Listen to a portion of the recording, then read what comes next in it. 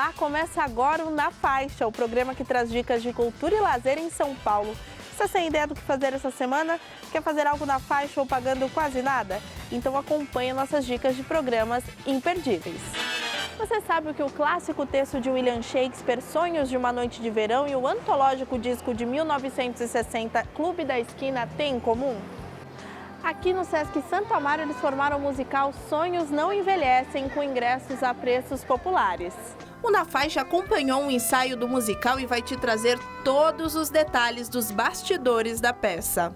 Porque se chamava moço, também se chamava estrada, viagem de ventania. Esse projeto Shakespeare foi um projeto do Núcleo Experimental junto com o Teatro do Bardo. São duas companhias irmãs que trabalham bastante com a mesma equipe e foram duas companhias contempladas com o Programa de Fomento para a cidade de São Paulo. Esse programa de fomento, ele permitiu que a gente trabalhasse com 16 jovens atores e que a gente tentasse dialogar com o teatro para jovens, com a juventude, mas através de um texto clássico que é o Shakespeare, o texto de Shakespeare. Surgiram duas montagens, o Romeu e Julieta e o Sonho de uma Noite de Verão, que foi misturado com o repertório do Clube da Esquina e virou Sonhos Não Envelhecem, porque é uma frase famosa de uma das canções do Clube da Esquina, né? Apesar dos quase 400 anos que separam as duas obras, elas se encaixaram perfeitamente. O texto de William Shakespeare se passa na antiga Grécia. A história começa quando Egeu quer obrigar a sua filha Hérmia a se casar com Demétrio, um homem que ela não ama. Na verdade, Hérmia é perdidamente apaixonada por Lisandro, um relacionamento proibido. Por isso, os dois decidem fugir pela floresta. E daí, toda essa trama é costurada por sucessos do Clube da Esquina, interpretados por músicos que ficam no palco o tempo todo. Bom, o Shakespeare fala sobre o amor, tem uma relação conflituosa de pai e filho. O Clube da Esquina tem um projeto, tem sonho muito grande de um mundo melhor, de uma temática espiritualizada. Então, existe uma convergência muito grande dessas temáticas, né? Então, apesar deles estarem muito distantes no tempo, eles têm uma unidade muito que surpreendeu a gente, né? O grupo de Minas Gerais, que fez história na música brasileira com a união de discos interpretados por Lô Borges, Milton Nascimento, entre outros, está representado no espetáculo por sucessos como Nuvem Cigana, Vento de Maio, Nascente, Amor de Índio e Ânima. O musical faz parte do projeto do Sesc Shakespeare para Jovens, que traz espetáculos que aproximam esse público dos textos clássicos do escritor. Os jovens têm uma empatia com esse tipo de linguagem. Por que uma coisa é um clássico, né? Por que uma coisa dura muito tempo? Porque ela vai atingindo níveis tão profundos de alcance no ser humano que ela vai resistindo ao tempo. Alguma coisa se torna um clássico porque ela é essencial, ela fala de sentimentos essenciais. Então ela vai falar para o jovem da Renascença, para o jovem da década de 70, para o jovem do século 21. A gente só precisa encontrar e democratizar esse acesso. Sonhos Não Envelhecem fica em cartaz no Sesc Santo Amaro até 13 de novembro. Às sextas e sábados, às 8 da noite, e aos domingos, às 6h30 da tarde. Os ingressos custam de R$ 8 a R$ 20.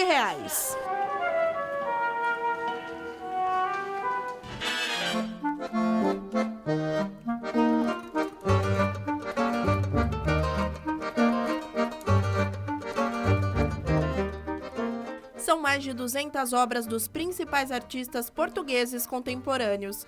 É a maior exposição feita sobre Portugal no Brasil. A mostra reúne desde telas realistas a instalações abstratas. Esculturas e fotografias também ajudam o visitante a ver o elo entre a cultura lusitana e a brasileira. É a nossa segunda visita a um grande e importante povo, né, que nos descobriu e com os quais nós construímos a nossa identidade, né? Desde o barroco, do rococó, dos movimentos que antecederam até o barroco desde o século XVI. A série Pau-Brasil, de Albuquerque Mendes, faz uma ponte entre os dois países, ainda quando o Brasil era uma colônia. A obra retrata homens e mulheres de várias etnias mais semelhantes e deixa claro a miscigenação que constitui o nosso país. Interessante por causa das nossas origens, dessa identidade que a gente às vezes, né, perde um pouco por não conhecer, né, tão bem as origens. Eu acho interessante. Por outro lado, dois artistas criaram essa instalação contemporânea que retrata um clássico da literatura infantil, João e o Pé de Feijão. Essa exposição em específico é uma exposição, a maior exposição de arte contemporânea portuguesa que já foi realizada aqui no Brasil, e ela tem artistas de diferentes tempos, diferentes linguagens, então ela também é bastante panorâmica. Ela oferece a possibilidade para quem vem aqui de ver o que tem sido feito em Portugal nas artes visuais atualmente. A exposição Portugal Portugueses Arte Contemporânea fica no Museu Afro-Brasil até 8 de janeiro de 2017. De terça a sexta-feira, das 10 da manhã às 5 da tarde, a entrada custa R$ 6. Aos sábados, é gratuita. Mais informações no site museuafrobrasil.org.br. A sorrir eu pretendo levar a vida. Cartola deve mesmo estar sorrindo. O sambista ganhou uma bela exposição que traz um pouquinho da sua obra como cantor, poeta e compositor. Angenor de Oliveira, que deixou de ser Agenor por um erro de registro, nasceu no bairro carioca do Catete, mas foi o Morro da Mangueira que gerou Cartola. Linda, te sinto mais bela, te fico na espera. É difícil a gente medir a grandeza do Cartola diante da obra dele. Cartola, um dos nossos grandes sambistas, eu vim conhecer essa ocupação, vim ver as duas coisas e maior admiração. Brasil, que a gente está precisando. A ocupação apresenta um Cartola muito além do samba. Até como empresário ele se aventurou. Foi nessa empreitada que nasceu o Zi Cartola, o lendário bar criado com sua esposa Dona Zica em 1960. Aqui o Zi Cartola está reambientado com perfeição. Mesas e o cardápio que oferece até o uísque metido à besta. A importância do Zi Cartola é tão grande que ele já virou até carro alegórico da Estação Primeira de Mangueira, escola de samba fundada por ele. Pra se entender, tem que se achar. Acompanhar muito desses materiais, das conversas que a gente teve com a família, nos trouxe um Cartola que é um ser humano, sabe? Alguém real. Então tem uma história de que quando iam comprar os sambas dele no morro, ele se recusava a descer do morro para vender os sambas. Quem quisesse comprar tinha que subir no morro para poder ir atrás dele. Nos corredores estão fotos de momentos com amigos ilustres como Nelson Cavaquinho, vídeos e versos escritos à mão pelo próprio sambista. Essa é a folha que registrou a criação de As Rosas Não Falam. Bobagem, as rosas não falam, simplesmente as rosas se exalam. A curadoria da ocupação Cartola é assinada pela sambista Fabiana Cosa.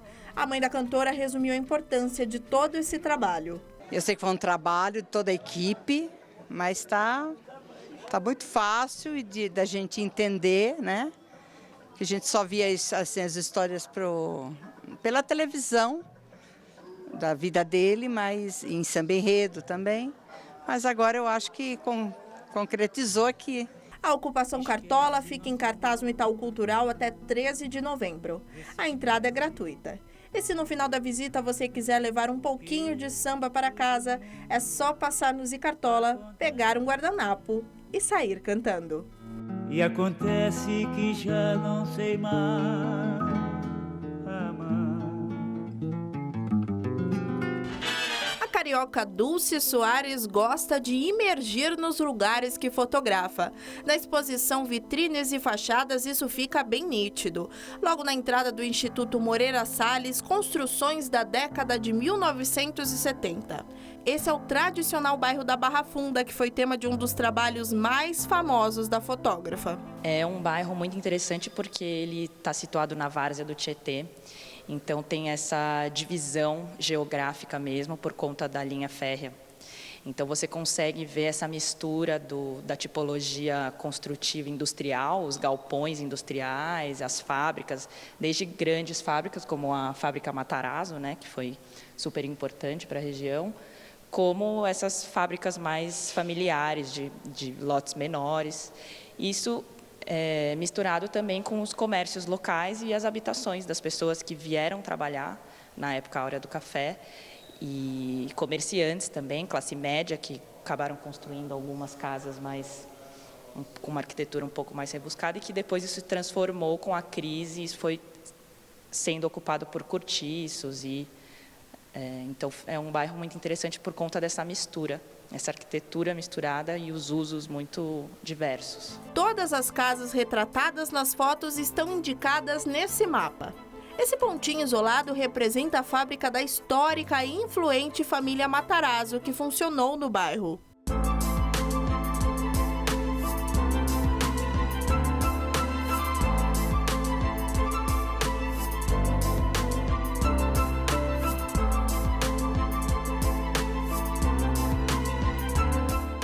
A Rua das Noivas, conhecido ponto de comércio da cidade, também ganhou atenção das lentes de Dulce Soares durante o ensaio Vestido de Noiva.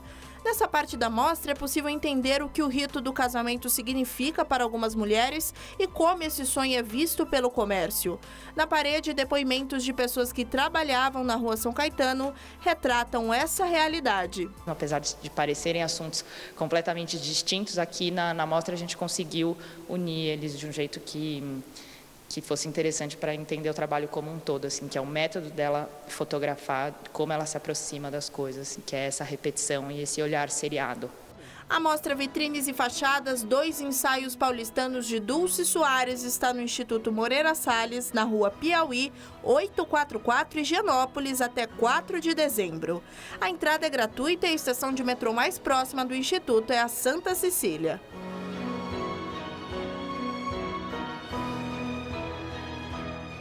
E aí, gostou das dicas? Semana que vem tem mais. Até o próximo Na Faixa. Tchau!